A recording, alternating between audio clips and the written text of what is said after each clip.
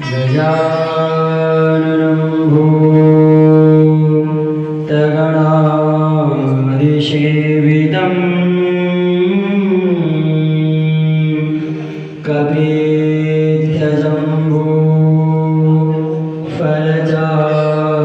कपित्थजम्बूफलचारुभक्षणम्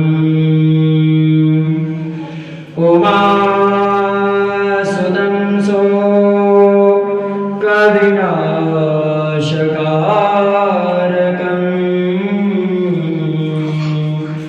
नमामि विघ्नेश्वरपादपङ्कजम् कस्तूरीतिलकं ललाटपटले वक्षस्थले कौस्तुभं नासाग्रे वरमौक्तिकं करतले वेणुकरे कङ्कणम् सर्वाङ्गे हरिचन्दनं सुललितं कण्ठे च मुक्तावली गोपश्री परिवेष्टितो विजयते गोपालचूडामणि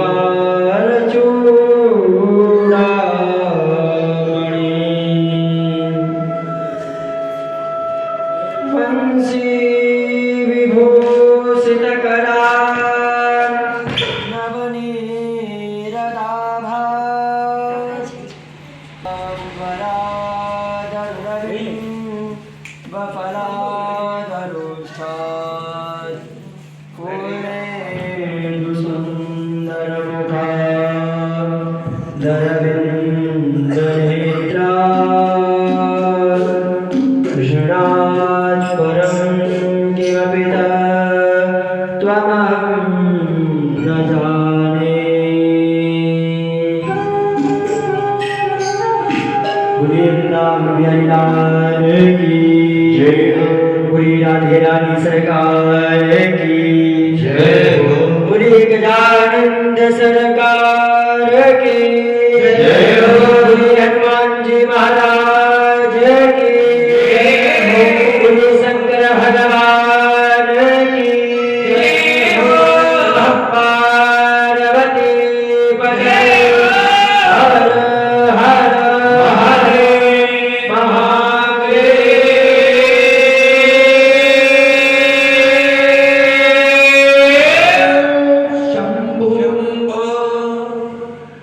आइए आप सभी धर्म प्रेमी सज्जनों से के हृदय पटल में विराजमान परम पूज्य श्री ठाकुर जी की वाक्मयी प्रतिमूर्ति शब्दमयी प्रतिमूर्ति को देखते हुए आप सभी के हृदय में विराजमान ठाकुर जी को प्रणाम बारंबार नमस्कार।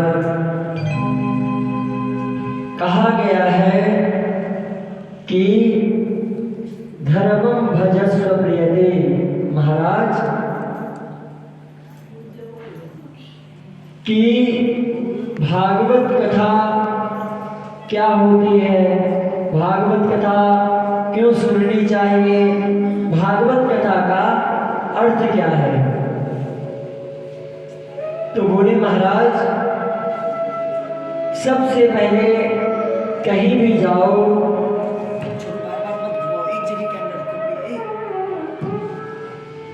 क्या है कि कहीं भी जाओ तो महाराज वहाँ की महिमा पहले हमें पता होनी चाहिए। महिमा का अर्थ महत्व, उस चीज का हमें महत्व पता होना चाहिए। तो आइए सर्वप्रथम हम आपको भागवत का महात्म्य बताते हैं।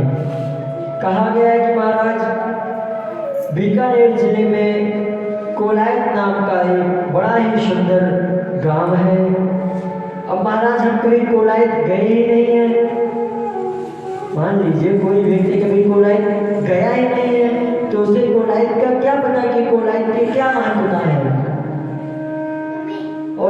लोग गए तो हमें पता है कि कोलायत में क्या है। वृंदावन को ले लीजिए, वृंदावन में क्या मान्यता है। महाराज आप वृंदावन से आए हैं, अरे महाराज वृंदावन में कैसे कैसे बाल लीलाएं महाराज ठाकुर जी करते थे, कितने मंदिर हैं, क्या कैसा है महाराज। तो सबसे पहले हमें उसके बारे में पता होना चाहिए, उसकी महत्वता का पता होना चाहिए। तो महाराज इसी प्रकार से भागवत जो ये मंत्र है श्रीमद् भागवत, इसका नाम क्या है पूरा, श्रीमद् भागवत। तो इनका अर्थ क्या है महाराज, चलिए हम कह तो देते हैं श्रीमद् भागवत। महाराज इनका अर्थ क्या है, हमें अर्थ बताइए, बाद में हम भागवत कथा सुनेंगे। तो महाराज श्री कहते हैं लक्ष्मी को। श्री किसे कहते हैं महाराज, लक्ष्मी को। तो श्री कहते हैं महाराज हमें लक्ष्मी की प्राप्ति हो जाती है। व्यक्ति के जीवन में अगर लक्ष्मी ना हो तो व्यक्ति का जीवन बेकार है महाराज। तो श्री कहते हैं महाराज हमें लक्ष्मी की प्राप्ति हो जाती है। मद माँ शब्द कहते हैं महाराज हमारे मद जो होता है वो छूट जाता है। मद दा अर्थ श्रीमद दा अर्थ कहते हैं दया आ जाती है व्यक्ति के अंदर। दया, किसी को दया करना अर्थ भी बहुत बड़ी बात है महाराज। श्रीमद भा शब्द कहते हैं महाराज भक्ति आ जाती है, और जिस व्यक्ति के अंदर भक्ति आ गई तो भाग गा शब्द कहते हैं महाराज ज्ञान आ जाता है। जब व्यक्ति भक्ति करेगा तो ज्ञान तो स्वयं ही उसके पास प्रकट हो जाता है महाराज।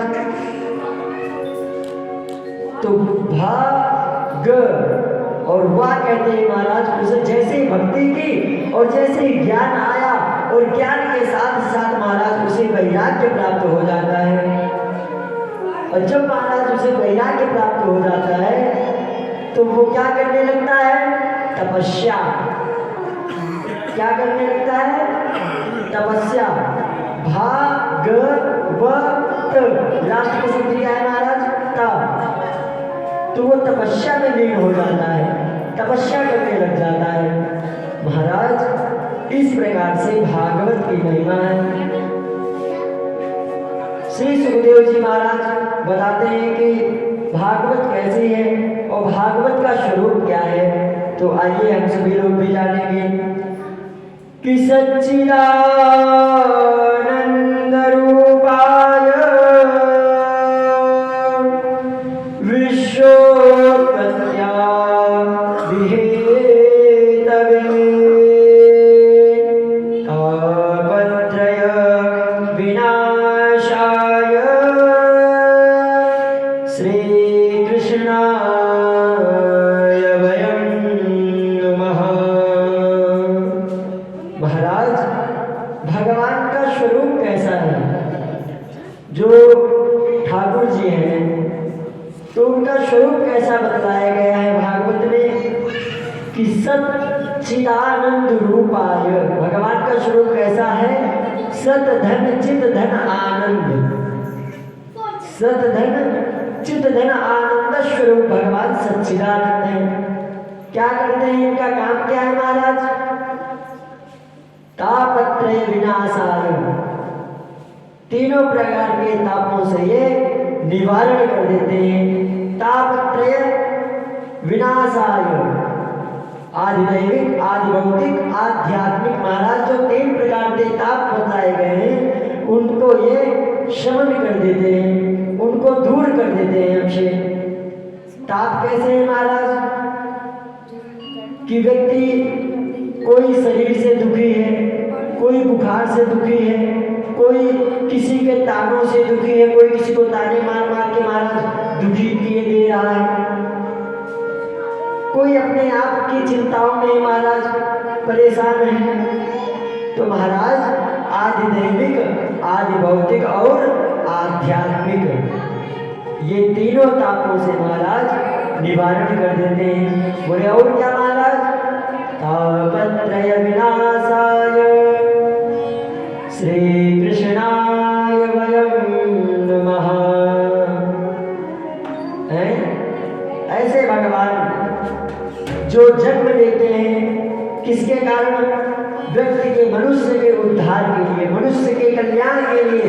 सच्चिदानंद रूपाय विश्व उत्पत्त्यादि हेतवे, विश्व के उत्पत्ति के लिए जो जन्म लेते हैं। जिस प्रकार से एक माँ होती है, जिस प्रकार से एक भोजन बनाने वाला रसोइया होता है, पहले तो बढ़िया दाल बनाएगा, चावल बनाएगा, रोटी बनाएगा, फिर उसको क्या करता है? बड़े प्रेम से अपने अंदर विलीन कर लेता है।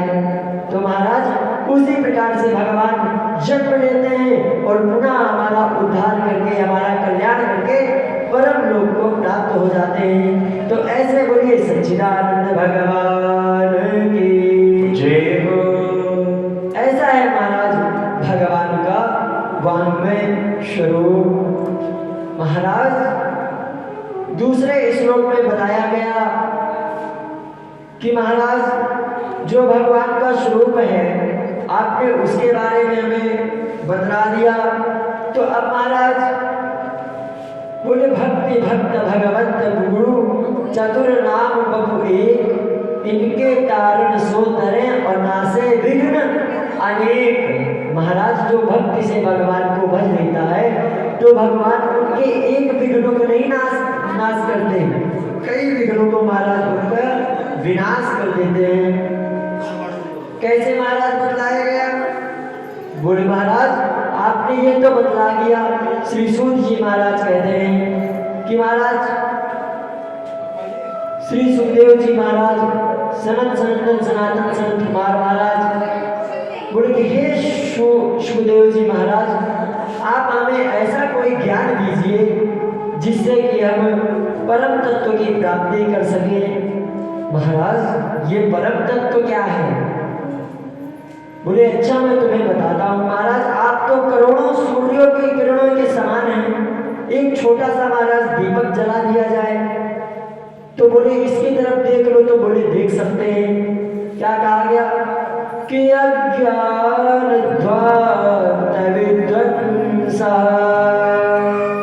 कोटि सूर्य समप्रभा सोता क्या है कथा सारं मम कर्ण रसायन।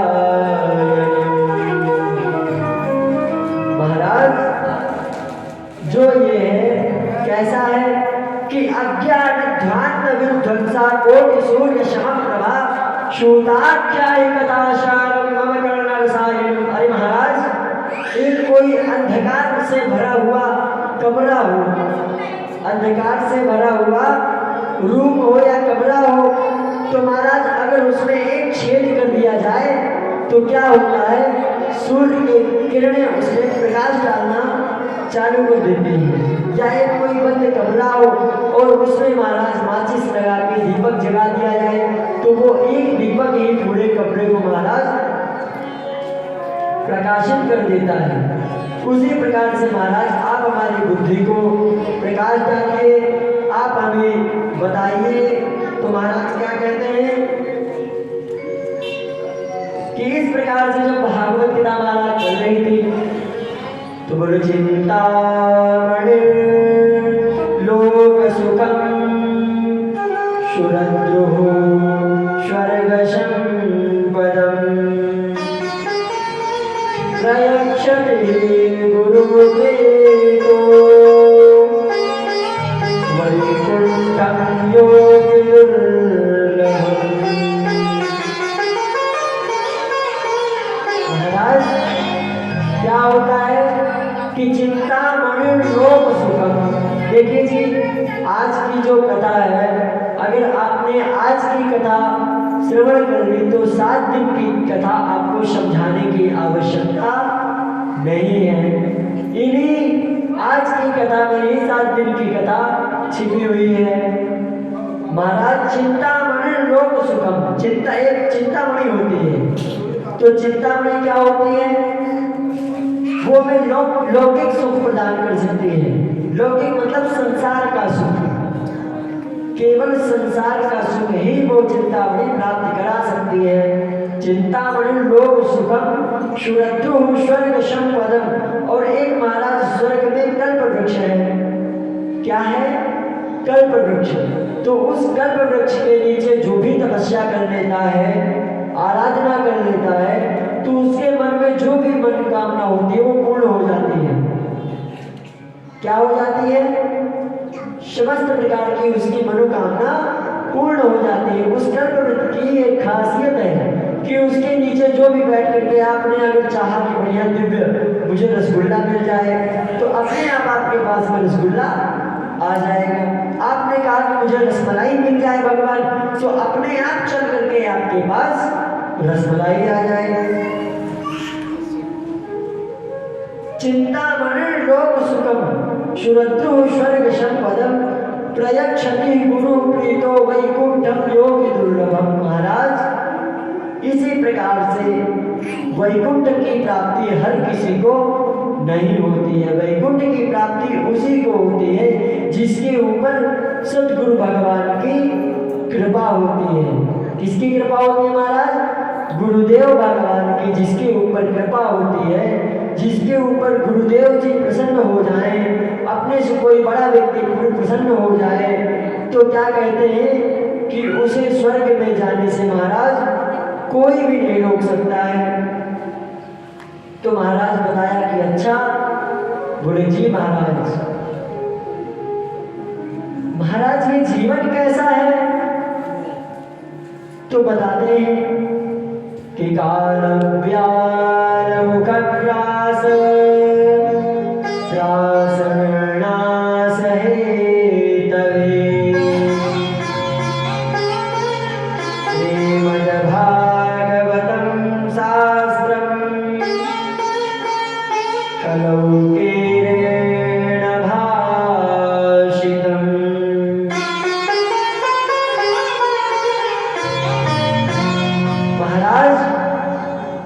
ये जीवन कैसा है? ये जो जीवन की हमारी उम्र है, ये उम्र कब तक है महाराज? तो बोले कालम व्याल मुखग्रास।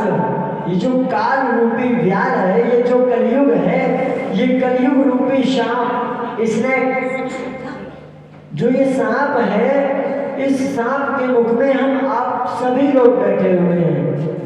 ये नहीं कि कोई एक बैठा है, हम सभी लोग इसके मुखमंडल में बैठे हुए हैं।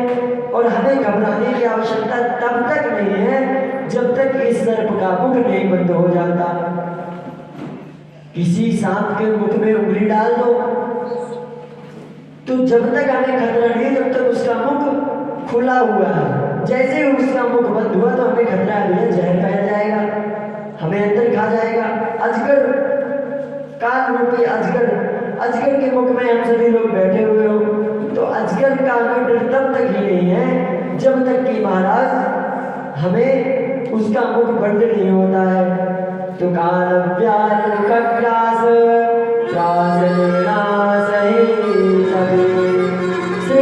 श्रीमद्भागवतम शास्त्रम कलौकीरेण भाषितम्।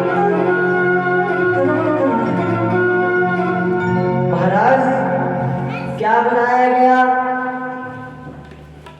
इस प्रकार से महाराज जो काल रूपी व्याल है, ये कलयुग है। तो ये कलयुग कैसा है महाराज?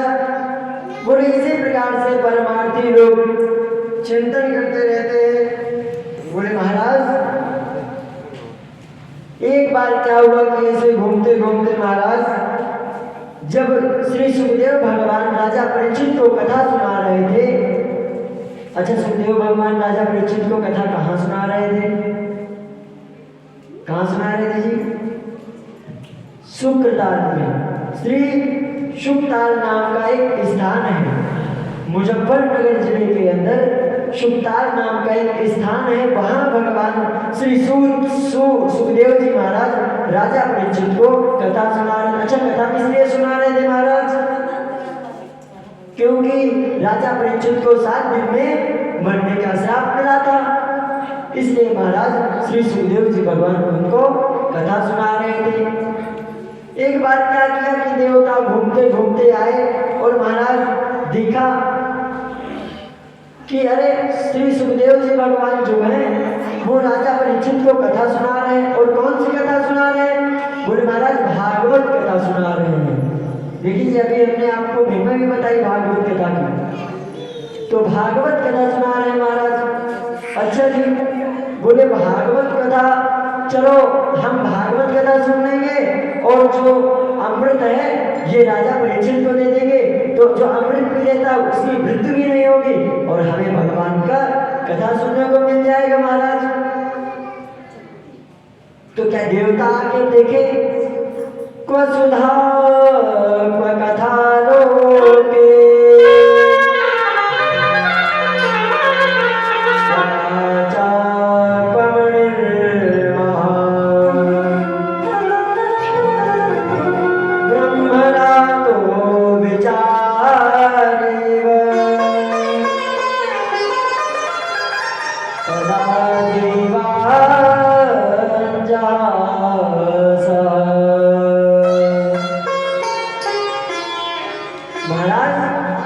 जब देवता लोग आए श्री सुखदेव मुनि के पास में और क्या कहने लगे कि महाराज ये कथा आप हमें सुना दीजिए और ये अमृत लेके आए हैं, तो ये अमृत आप राजा परीक्षित को पिला दीजिए जिससे राजा परीक्षित की मृत्यु नहीं होगी।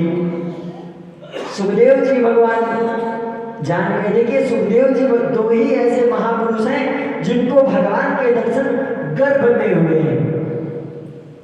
गर्भ के अंदर दो ही ऐसे महापुरुष हैं जिसके दर्शन भगवान को हुए हैं। कैसे महाराज? बोले कि राजा परीक्षित जो हैं वो किसके पुत्र हैं? बोले उत्तरा के पुत्र हैं।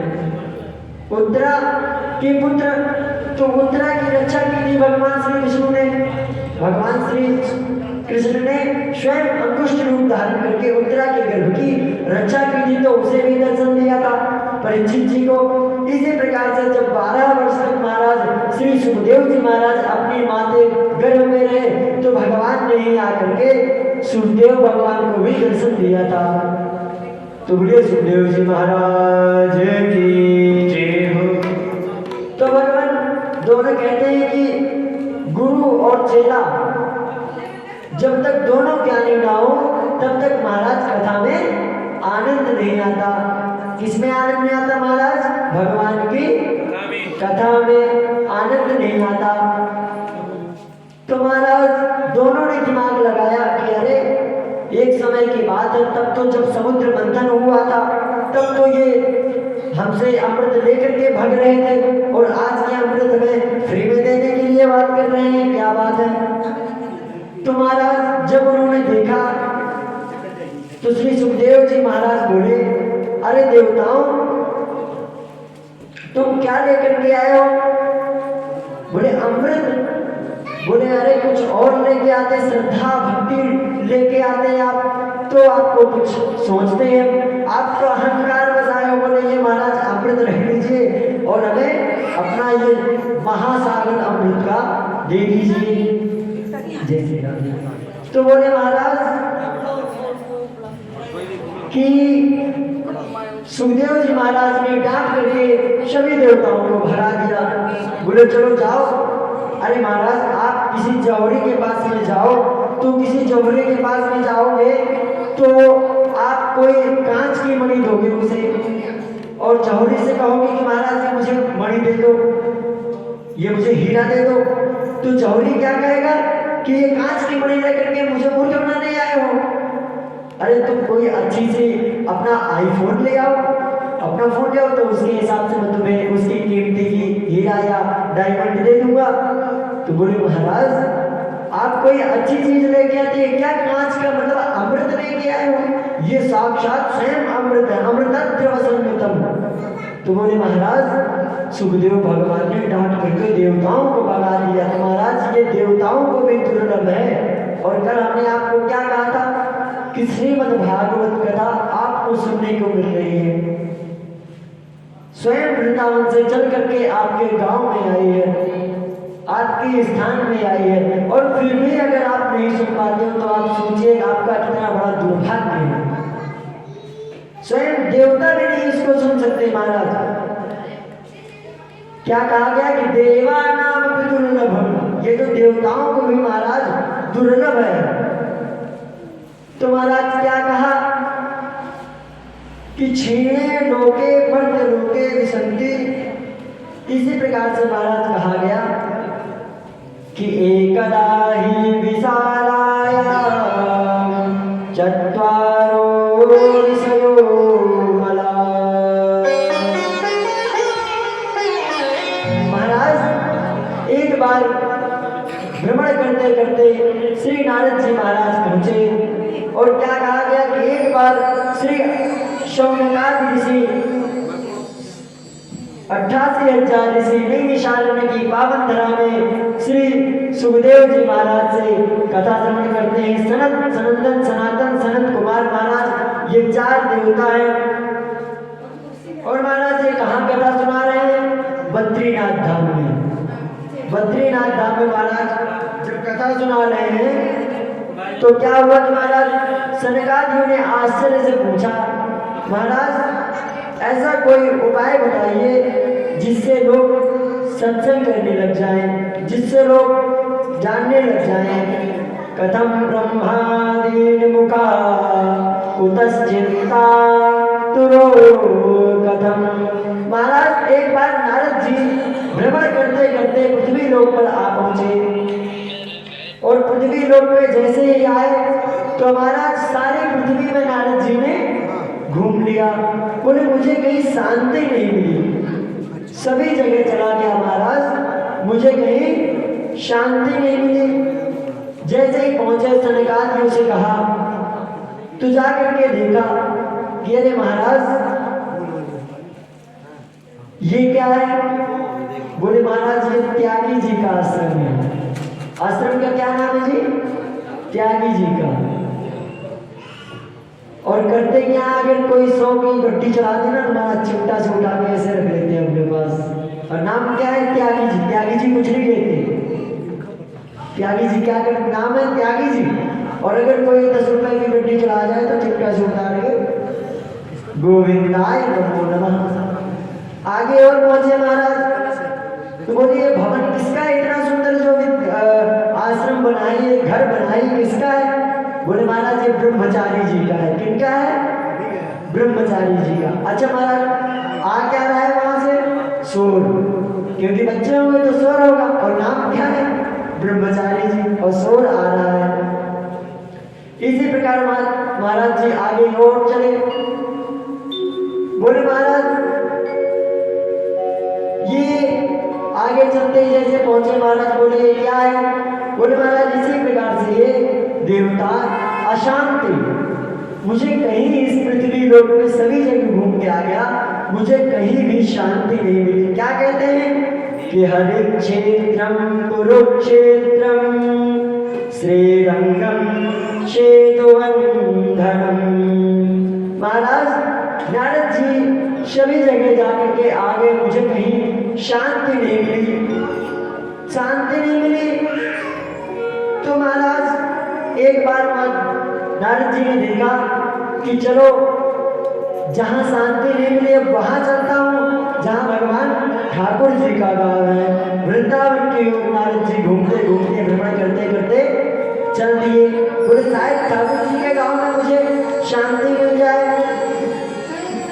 तो बोले महाराज जैसे ही जा रहे थे तो एक अबला दुखी स्त्री बैठी हुई थी, जर्जरा अवस्था में पड़ी हुई थी, और उसके दोनों बालक ज्ञान और वैराग्य दोनों महाराज जर्जरा अवस्था में पड़े हुए थे। तो महाराज उस युवती ने आवाज लगाई। कैसे आवाज लगाई नारद जी को कि भो भो साधो क्षणं तिष्ठ मन चिंता मविनाशय दर्शनं तव लोकस्य सर्वथा घहरं परम्।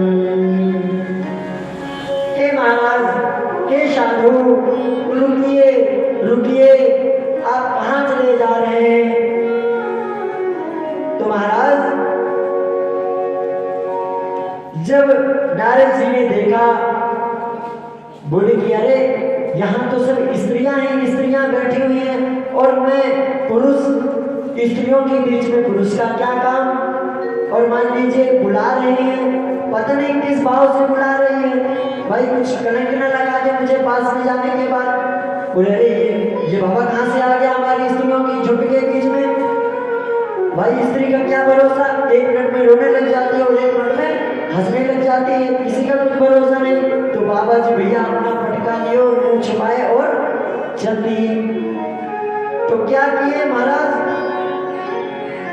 वद देवी सविस्तारम सुख दुस्सस्य कारणम। बोले चलो चलता ही हूँ, क्या पता कोई दुखी औरत हो, पुकार रही हो, जो सहायता बनेगी कर देंगे। जैसे ही पहुंचे महाराज तो देखा तो साक्षात उस युवती के भक्ति महारानी लेटी हुई थी, रुदन कर रही थी महाराज। जैसे ही पहुंचे नारद जी तो बोले अरे भैया राधे राधे। अरे भैया ये कौन है। बोले महाराज आप मुझे भैया कहते हो, आपकी क्या गलती है।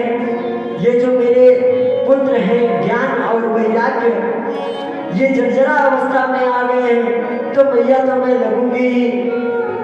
भाई कोई 30 साल की 25 साल की स्त्री को आप कैसे कह सकते हैं भैया, वो गुस्सा नहीं हो जाएगी। बोले देखो उसको शर्म अरे मुझे भैया कह रहे हैं। तो महाराज जैसे ही कहा तो महाराज देखने लगे कि महाराज ये आपके पुत्र हैं, लगता ही नहीं है आपके पुत्र। बोले महाराज ये मेरे ही पुत्र हैं, एक का नाम है ज्ञान और दूसरे का नाम है महाराज वैराग्य। महाराज इनकी कैसे स्थिति हुई। बोले महाराज मैं अपना पूरा परिचय आपको विस्तार से बताती हूँ कि अहम भक्ति दीख्याता इमो में तनयो मतो ज्ञान वैराग्य नामानो कालयोगे नजर्जरो।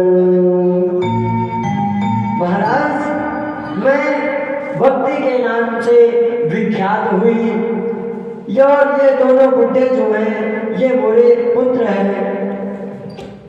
ज्ञान और वैराग्य, ये बड़ी ही समस्या की विडंबना है महाराज कि मैं नव युवती बनी बैठी हूँ और मेरे जो दोनों पुत्र हैं वो जर्जरा अवस्था को प्राप्त हो गए हैं, बूढ़े हो गए हैं।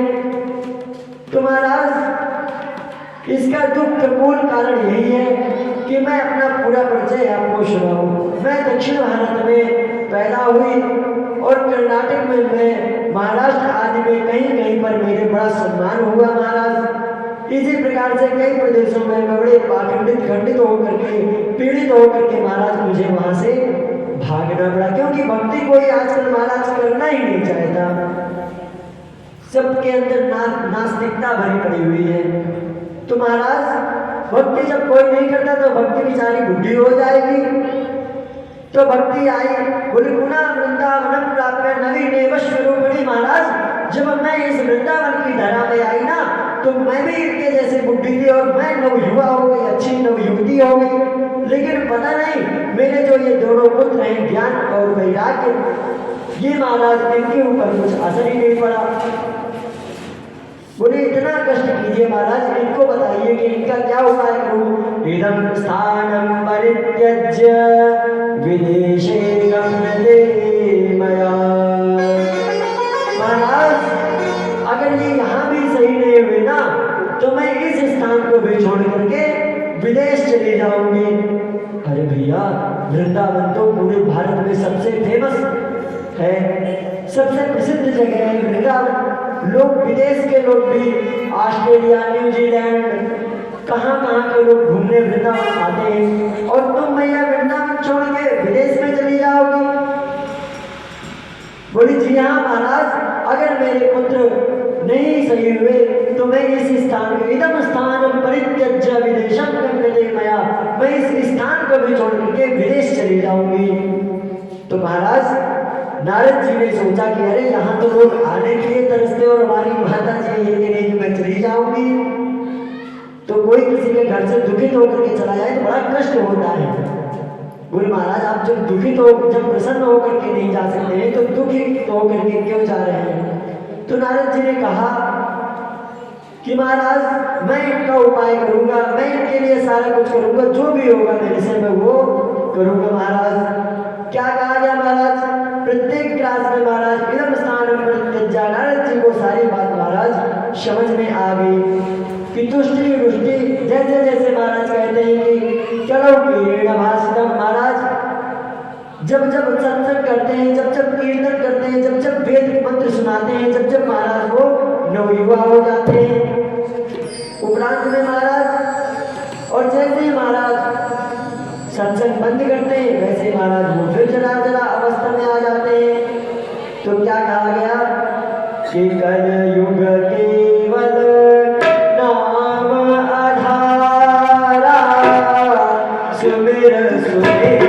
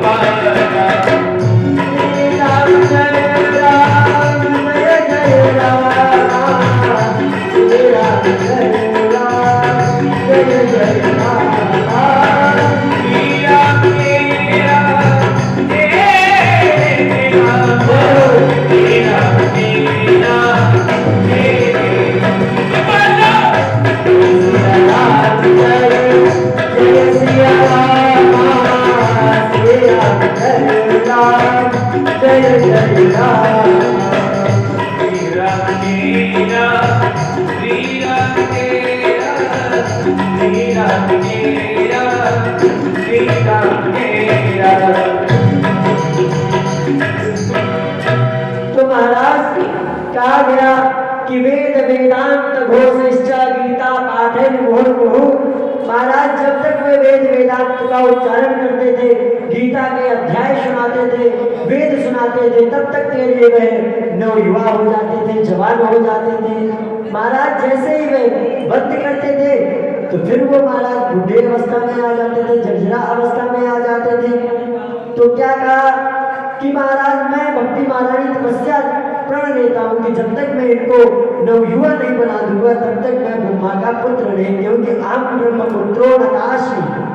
नारद जी भगवान ब्रह्मा के ही पुत्र हैं, मानस पुत्र बतलाएंगे ना ब्रह्मा जी के। तो महाराज अब सारी बात भगवान नारद जी को समझ में आ गई। जैसे ही महाराज उन्होंने कहा कि प्रशंसाएं की, जाकर के कहा कि जाओ भक्ति करो, धर्म करो, सत्संग करो। महाराज सत्संग क्या है ये बताइए? अब इससे ज्यादा मैं सत्संग क्या करूं? वेद वेदांत घोषिष्ठ गीता पाठन मुहुर्मुहु, वेदों का उच्चारण करता हूँ, मंत्रों का पाठ करता हूँ और महाराज गीता का नित्य प्रति पाठ करता हूँ। अभी महाराज सत्संग नहीं होता तो और इससे बड़ा सत्संग कोई हो आप मुझे बता दीजिए। तो महाराज जब इस प्रकार से मेरा दुख दूर नहीं होगा तो क्या कहने लग गए? भक्ति महारानी कहती हैं कि जयति जगति माया यस्य काया नमस्ते वचन रचन वेगम केवलम चाकलय्या ध्रुव पदम पियातो यत्र पातो ध्रुवोय सकल कुशल मात्र ब्रह्मपुत्रं नतास्मि। क्या भक्ति महारानी ने कहा कि ब्रह्मपुत्रं नतास्मि, हे ब्रह्मा के पुत्र मैं आपको बहुत बहुत धन्यवाद देती हूँ कि महाराज परम निष्ठाप्रद आपने मेरे इस ध्रुव लोक का जाकर के निवारण किया। हे माता जी आप इतनी दुखी क्यों हो रही हैं? जिसकी दृष्टि भगवान की दृष्टि जिसके ऊपर पड़ जाए उसको तो कोई नहीं रोक सकता उद्धार होने से। सकृष्ण पापिनो गता, अरे कैसे बुरे ध्रुव जी थे, ध्रुव जी को भगवान का आशीर्वाद प्राप्त हुआ तो बताओ उनको कोई मार पाया? 5 वर्ष की ध्रुव जी को प्राप्ति हो गई। जब ध्रुव जी महाराज 5 वर्ष के थे तभी उन्होंने भगवान को प्राप्त कर लिया था। महारानी इसी प्रकार प्रहलाद जी के ऊपर भी भगवान का ही आशीर्वाद था। तो बताओ हिरण्याक्ष ने कहां से भगवान प्रहलाद जी को फेंका, सांपों के गड्ढों में डलवाया, आग में जलवाया, होलिका से जलवाया, लेकिन प्रहलाद जी को महाराज कुछ नहीं हुआ, क्योंकि भक्त किसके थे? भगवान कृष्ण के। तो महारानी आप भी विश्वास, मैं आपको विश्वास दिलाता हूँ कि श्री कृष्ण चरणाम्बोजं स्मरं दुःखं गमिष्यति। हे महारानी, आप श्री कृष्ण भगवान का चिंतन करो। स्मरं दुःखं गमिष्यति, उनके स्मरण मात्र से दुख का निवारण हो जाता है। स्मरं दुःखं गमिष्यति। तो महाराज इस प्रकार से, और महाराज ये क्या कहा गया कि ये जो शरीर है ना, ये शरीर कैसा मिला है? बड़े भाग्यवान तन पावा।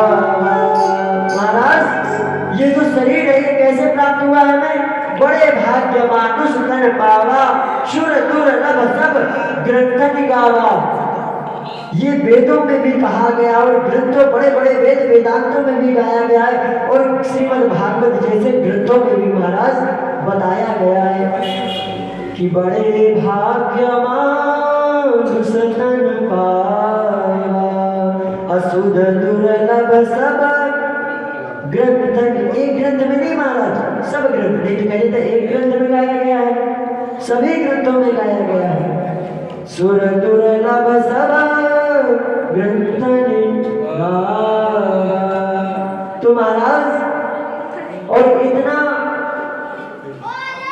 इतने भाग्य से पाया हुआ मनुष्य शरीर बोले हम ऐसे ही इसको बर्बाद किए दे रहे हैं। कैसे महाराज? बोले इस शरीर को लेकर के ही हम सारा कुछ कर सकते हैं, इसी से महाराज भक्ति कर सकते हैं, और इसी से महाराज तपस्या कर सकते हैं, और इसी से महाराज दूसरों का, भगवान का चिंतन कर सकते हैं। तो क्या करते हैं? आइए जानेंगे हम भजन के रूप से। बुरे बिलाल बिहार की से हो जय हो।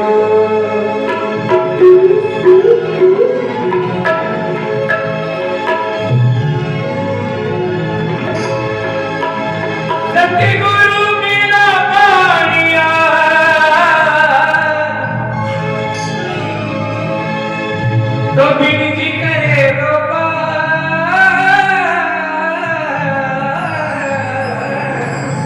बिदाटी बिन पालिए तो तोल दियो संसार। मानस जन्म मोली। जय हो। सभी लोग मीठी मीठी तालियों का स्वागत से गाएंगे। मिट्टी में ना रो,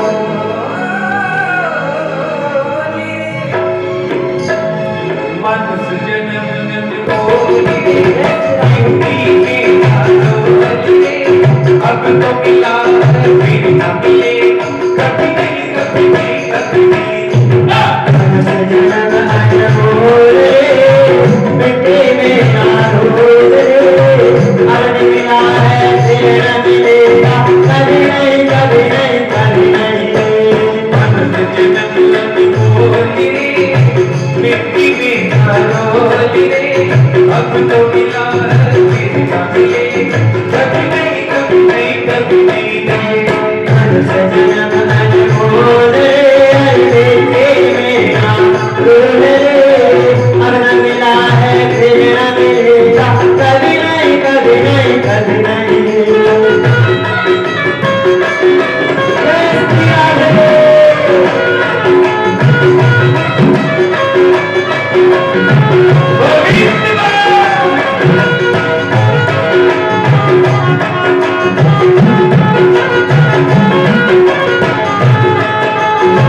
जय हो।